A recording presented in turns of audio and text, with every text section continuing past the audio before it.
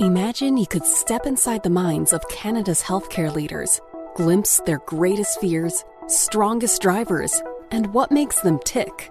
Welcome to Healthcare Changemakers, a podcast where we talk to leaders about the joys and challenges of driving change and working with partners to create the safest healthcare system.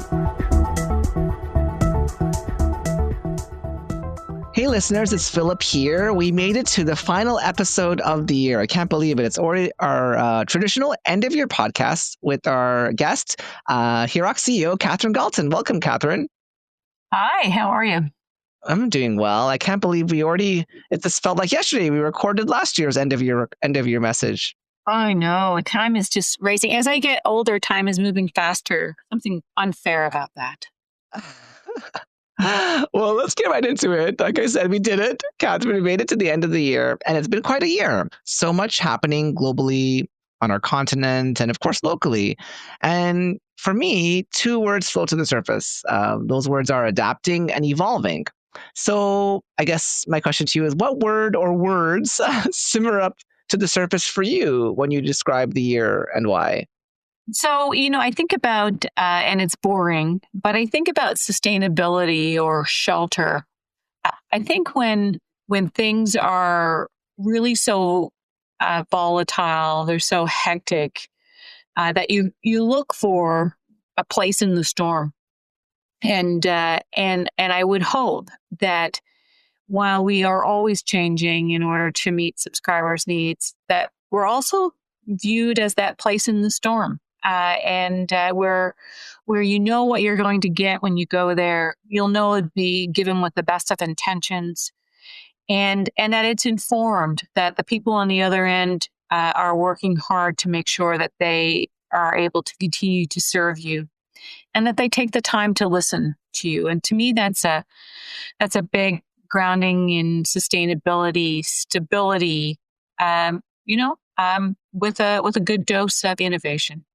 Oh, I love that sustainability, that shelter. That's really cool analogy of the place to look for in the storm as things are continually changing. And I like that how you kind of liken, HIROC and, and the word you're using to that kind of, that space to go to that you can get nourishment from, and you can get things from, and you can get your answers, and we got your back. So I love that, how you brought that together.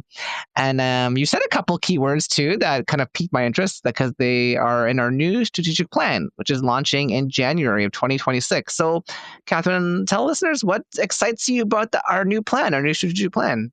Well, you know me, Philip, so everything excites me about our new plan. The fact that we will continue to focus on the things that we know it's important to focus on, those areas of claims and quality in the system, things around what we're seeing most frequently in relation to medical malpractice claims, issues around perinatal care and how we can collectively do better on that front. Cyber as a predominant issue for our subscribers, and education. I think on perhaps what seemed to be a more pedantic level, our intent to focus on how it is that we make our data most accessible, that it's grounded even better in how you can compare, really getting our peer groups right, being able to break down the components of the organizations who are our subscribers so that we can compare different clinical programs and not just at the organizational level. So a whole load there. Also, just the intent to focus heavily on what is our model, our financial model. Is it the best it can be for our subscribers? So on the underwriting matter, sounds really boring, right? But it is so crucial to our system because we want to make sure that we are adjusting to what the system needs, and finance is a big part of that. And so lots about that, and then lots about innovation. Like, what might be the insurance needs of the future, and are we ready for them on behalf of our subscribers? And then, look, always a huge focus on our staff, because that's the right thing to do, as always, but also because it's what's really going to make sure that we continue to serve subscribers in the way that they and those they serve really deserve. No, very You thought you'd cool. get a short answer, didn't you? No, it's a good answer. I love the points about kind of like democratizing data and making it more accessible to all our subscribers and in general to the whole healthcare community. I know that that's really important to you and the team here. So I love that. And speaking of what's important, what's something you personally are proud of from the past year on how HIROC responded to a critical need from the system? Yeah, look, I think there are so many things that are happening. The responsiveness, in for cyber, the responsiveness in relation to governance and what is, preoccupying our governors. I worry about that quite a lot, because I think in our system we have so many dedicated professionals and leaders, and and and we have these boards who give freely and literally freely of their time, and I worry that they worry, and I worry that they consider whether it's a good idea for them to go on boards or not. And so anytime we're really addressing that need, giving stability and sustainability for those who are volunteering their time in our system in order to give the best in all so that they better serve the community of patients and others who receive services through our system. And so I'm really really pleased about that. I'm really pleased that we've continued to work in relation to the human resource issues, workplace violence, how we work together to really control that and its impact on our health professionals. And the education programs, broadening our education programs this year to include a midwifery residency program, to include a perinatal midwifery program, are all just really huge. And the fact that this year we were able to renew our property program in ways that added coverage and added diversification and saved money at the same time. So, you'll have to stop me now, Philip, because I am proud of so many things. I'm proud of what our system is able to do for people, even with all of the stresses that are present in it. And I'm proud of what HIROC's people are able to do for those people and for those organizations and the patients they serve, patients and others that they serve. No, you mentioned a variety of points there, which is great to hear. And I know there's much more. And when I speak of the much more, I know that just because the person you are and how you interact with our subscribers and leaders across the country, you often get a variety of notes from them where they, yes, they're asking questions, but our listeners don't know because they don't sit next to you like I do, but you also get lots of really nice praise. And so I know, because you, challenge us to this, providing the best service. But then I love it when you pause and you read out, let's say, like, I know you get lots, but you read out one note. And most recently you read one note to a big group here in a meeting recently. And I saw, as you read it, I saw how everyone kind of like their eyes lit up and they had all like, smiles on their faces and they were all beaming with joy. And so when you get those kinds of notes, how do they make you feel? Well, look, they make me proud to be part of an organization and a group of people serving other people that can be viewed that way. I am always surprised by just the unequivocal devotion to subscribers that we have here. We have all the same workplace issues, workload, and work-life balance, and all of those things that all organizations have. But the underpinning of service to others, and in this case, particularly to subscribers and those they serve, is huge. And then, so you have this impression as you walk about day to day, and then to have it confirmed in conversations. And it comes back to, we deal with really brilliant, dedicated people all the time. And when you can be a resource for what that level of dedication and talent is able to do, then it's just absolute reason to be proud. So I'm proud to be associated with all of the people in the system that we serve, and all of the people here at HIROC, our board of directors, just unequivocally focused on how it is that you make things better, keep things stable, improve as required, all for the benefit of the health system. It's really quite inspiring. And this past year, in our annual subscriber engagement survey, we asked subscribers to rank HIROC's value drivers, and the top 5 chosen by our subscribers, were expertise, responsiveness, risk reduction, price, and quality. So what do these drivers mean, to you, and how do you factor in as you deliver and guide us, the team here at HIROC, on delivering on our promise to the community? Well, absolutely. So these values and these drivers for our subscribers are the cornerstone of where we start from as we develop strategic plans, as we plan operational planning for the organization. And look, focus on quality is, just as really near and dear to my heart, really near and dear to HIROC as an organization, because our subscribers have said, guess what? That's what's important to us. And so therefore it's what should be important for you. And so I think that, and then, we're experts because, of course, we're keen on ensuring that we're keeping abreast of what is best practice.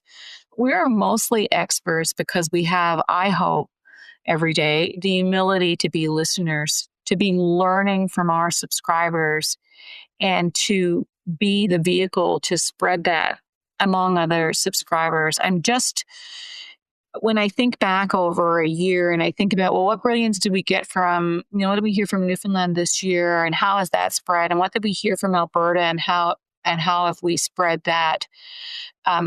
That ability to really pull on the dedication and talent of our subscribers and then to spread, I think is just huge. So the expertise, I think, comes from a whole load of places. And then, of course, to be there, to be sustainable, to keep very closely focused on what the needs of subscribers are as we develop everything we do, including our strategy, is just fundamental. So I wouldn't take the first step without knowing that what the value drivers are for our subscribers, and on hearing from them about how we can improve. I have conversations every year with a whole cross section of leaders across the country, and they're driven entirely by what's your context now that we should know, and what can we be doing more of, better in, and they have to be the grounding. If you're an organization like ours that is made up of subscribers, that is driven by what is important to subscribers. So they mean everything, I guess, in the end. Short answer, those values mean everything because they are what our subscribers are looking for, and because they are, of course, exactly what we all need in order to really be successful on this journey toward quality and safety that's so near and dear.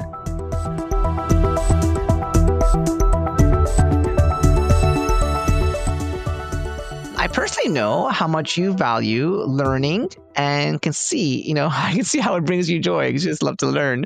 So if you could go back to school as a full-time student tomorrow, what would you want to study and why?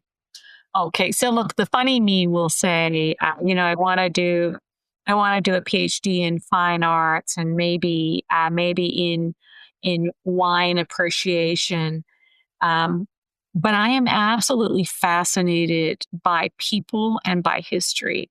So, um, and I think we learn so much from that. And I think we need to be grounded in history while looking to the future. So, yeah, like I think, wouldn't it be great to to just have the luxury of learning what was motivating at the times of history, but also the people in history. I'm just absolutely fascinated by how that drives people. Interesting. And I think Still wine appreciation.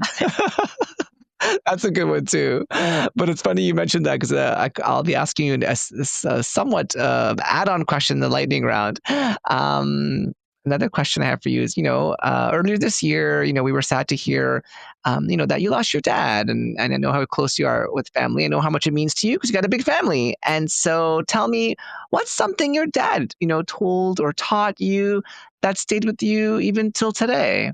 So lots of things, Philip, but I'll just say, I have said this to you. My dad's very traditional man with 8 sons and 2 daughters, and I think he had, fairly structured lens about what the differences were, and yet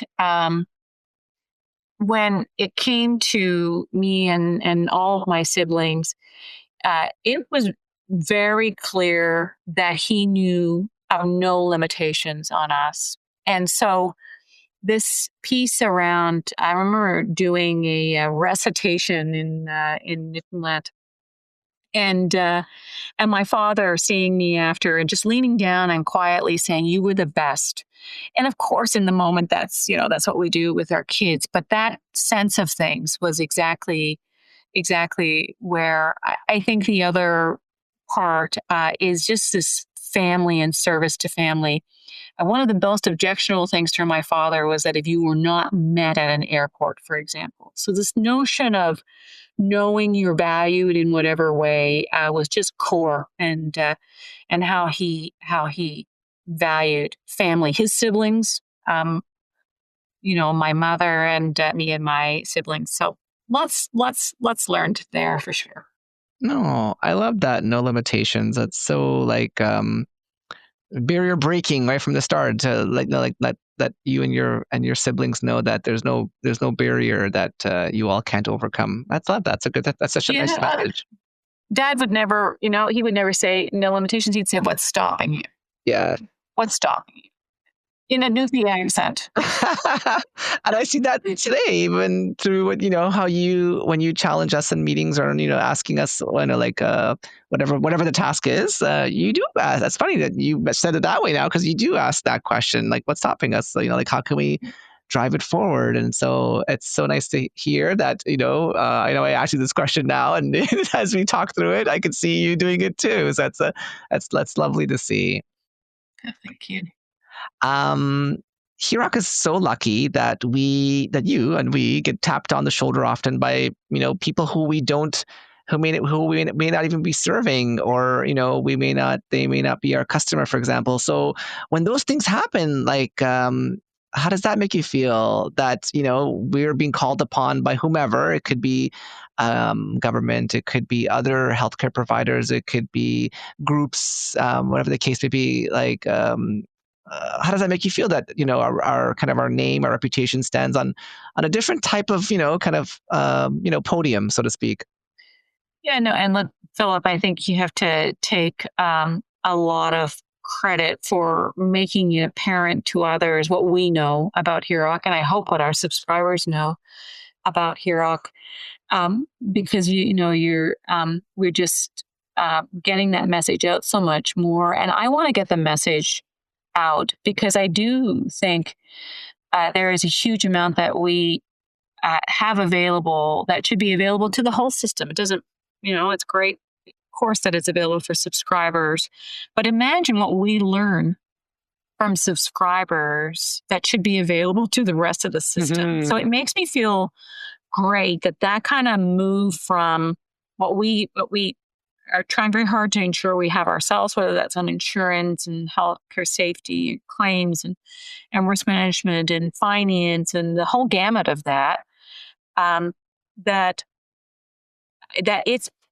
recognized so that people can access us. I mean, and the biggest thing about that is that it's useful. Mm-hmm. That someone sees that it can help to move the mark on something that they're trying to do. And I just think that's phenomenal. It's really about what's the goal? What's the goal of being known and recognized? It's really so that you hopefully can have impact across the whole system that you're trying to positively impact and that your subscribers are asking you. I love it. And I must say, I know you're trying to be too kind and putting it back onto all of us, but because people have access to you, and you've been in the system and in different parts of the systems, that also, I must say, adds into the fact that people come to talk to us at HIROC for seek out a variety of advice and counsel. So you have to take credit for that too, Catherine. Well, I'm old, right? So I've been here. No. Yeah. Before we get to the lightning round, I'll ask you one more question. What, as we move into the new year, and 2026 is just around the corner, this doesn't have to be about work, but what are you optimistic about? Oh, well, look, I have so much that's phenomenal. I have, my family is amazing. Just absolutely amazing. And I have loads of plans in the new year to do things together. One of my sons is getting married and it's a destination wedding. And I'm so thrilled about who's entering our family and who might be entering our family in the future as it relates to our other sons. But this opportunity of an away wedding to just hunker down with each other for 7 days. I am also just looking forward to traveling this country. Our board's going to be having its retreat in Yukon, and I really do think that this is a year when we're going to see change and at the same time as stability in the system, so that I think my rose-colored glasses perhaps are that things will settle so that we'll be able to make the changes and to move the mark on things that we've been trying for a few years to really make. And when I say we, I mean the collective of the healthcare system. So I'm looking forward to it. I wake up every morning thinking we're going to solve all the world's problems in that day, but I actually do think that there's a lot to be excited about our strategic plan. Too many things, Philip, but of course, the opportunity to really spend concentrated time with those who are most important to me is huge. No, it's fantastic. And listeners, I'm going to try my hardest to get to that destination wedding too, and then maybe interview Catherine in a new location to hear how, if any of her responses change when she's on vacation. So I can't wait for that. Yeah, not at all.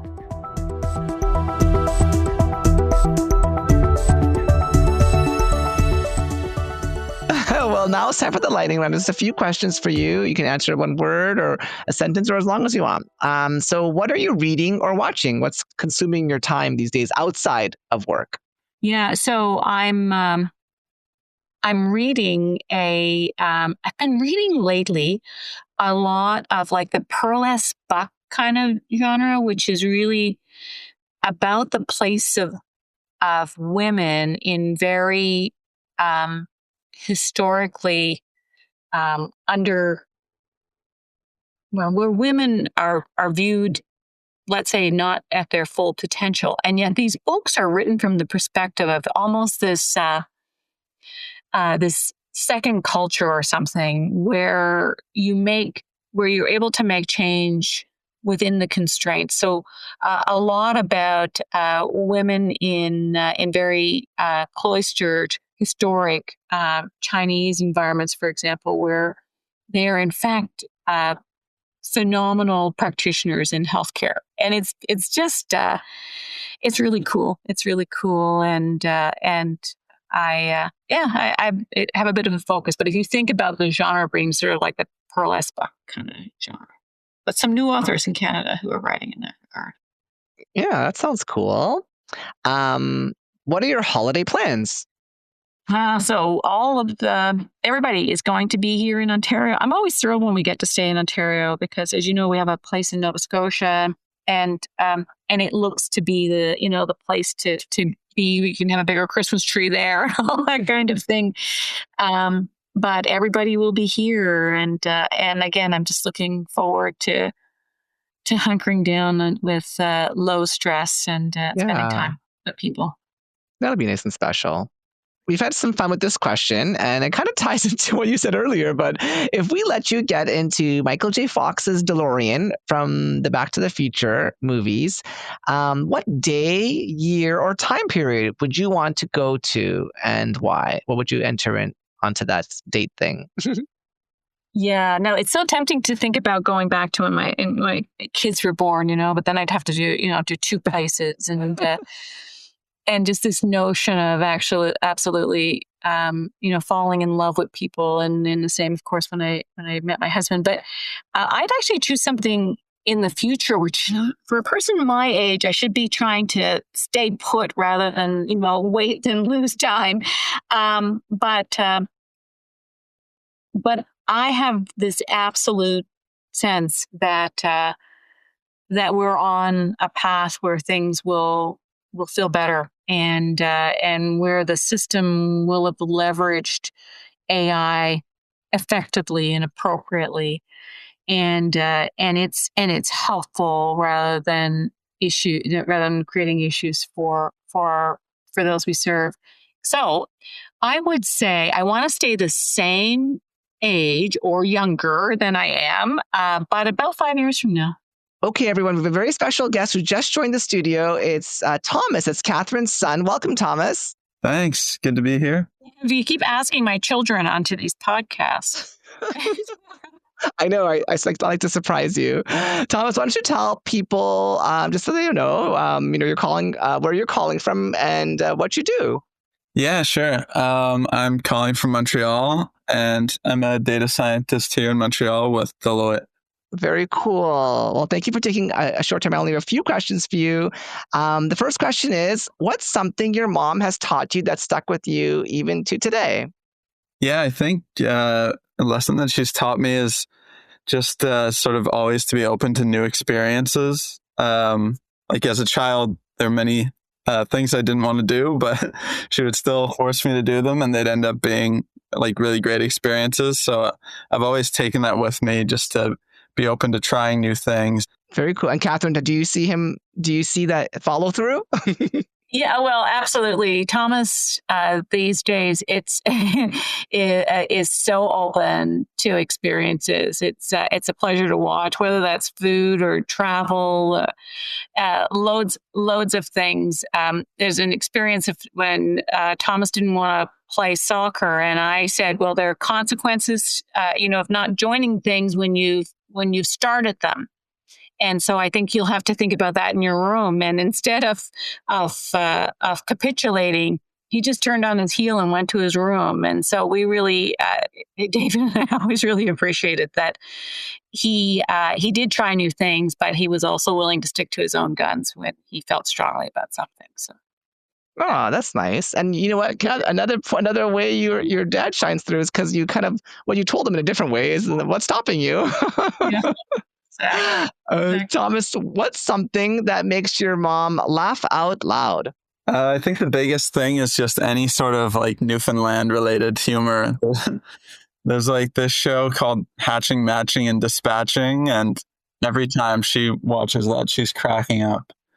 Just the Newfoundland style of humor and the slang, and yeah, I think anything like that. That's funny. Is that accurate, Catherine?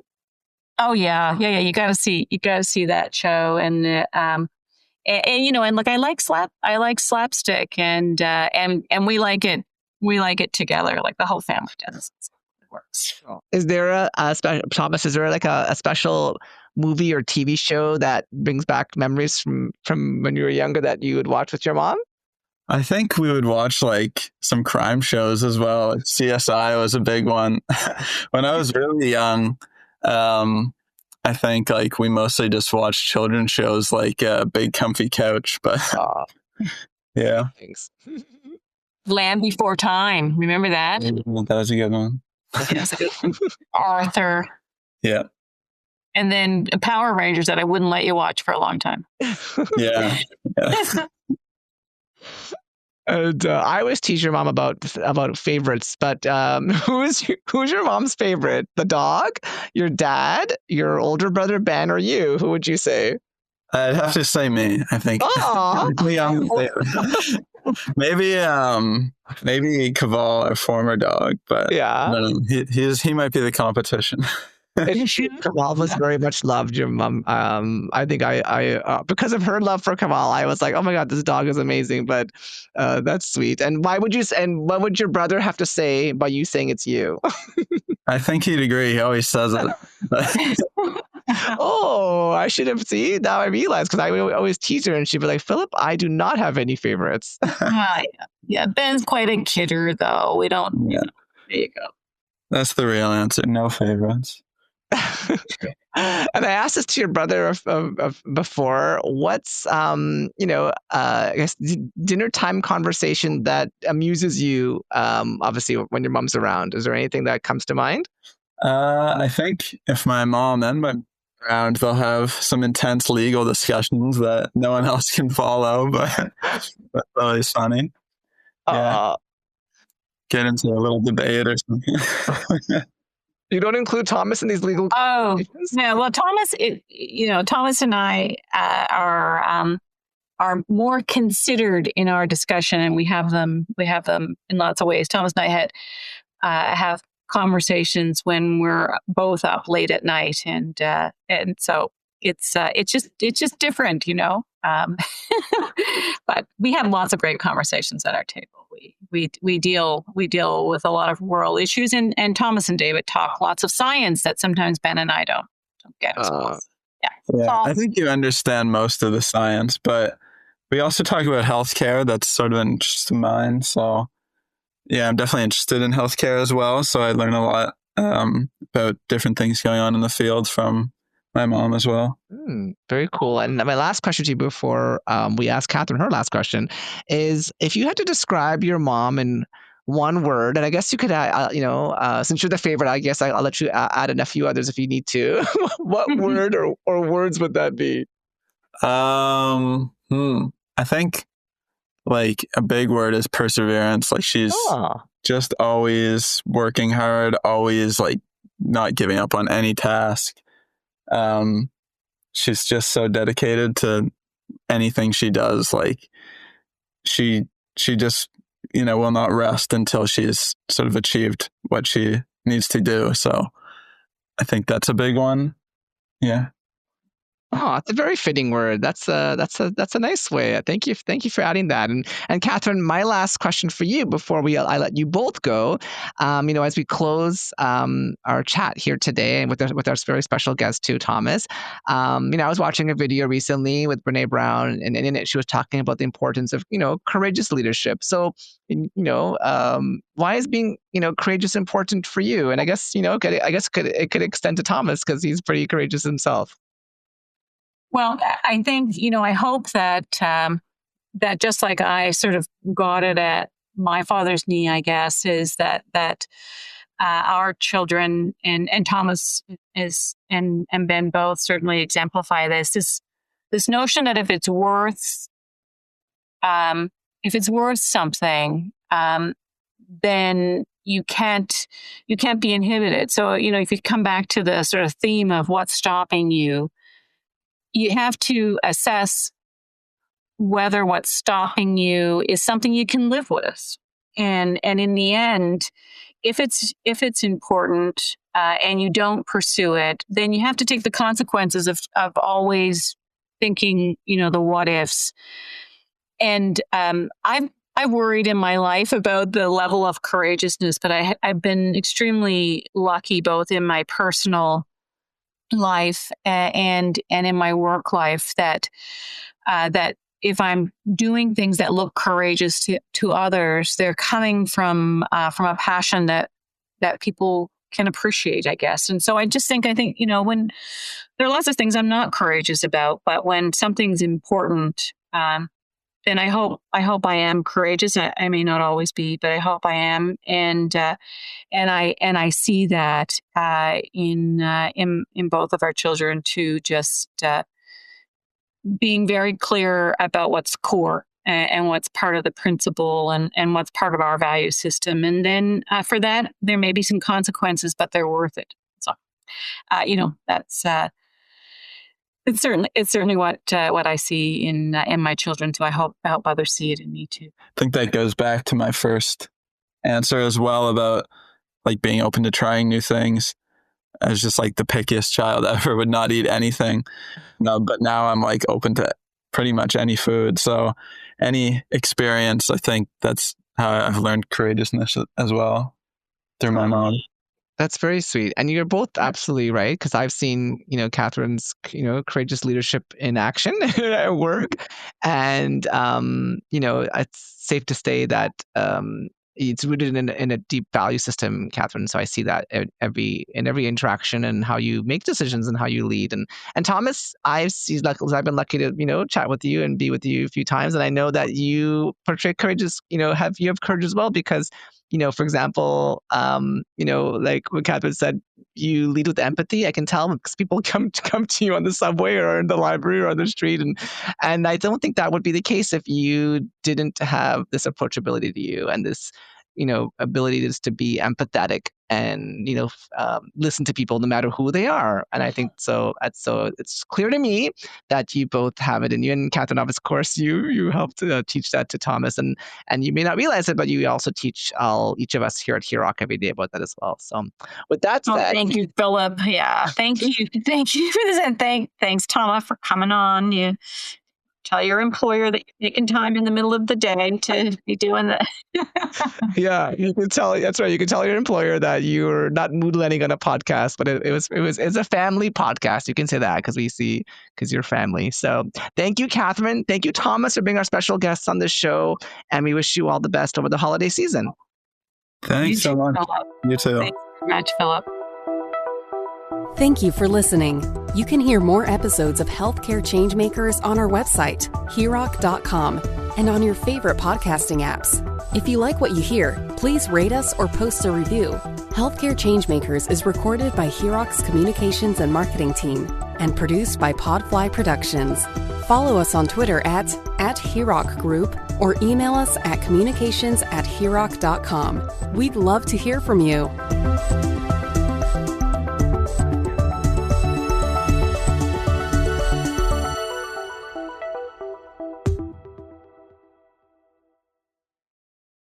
Glimpse their greatest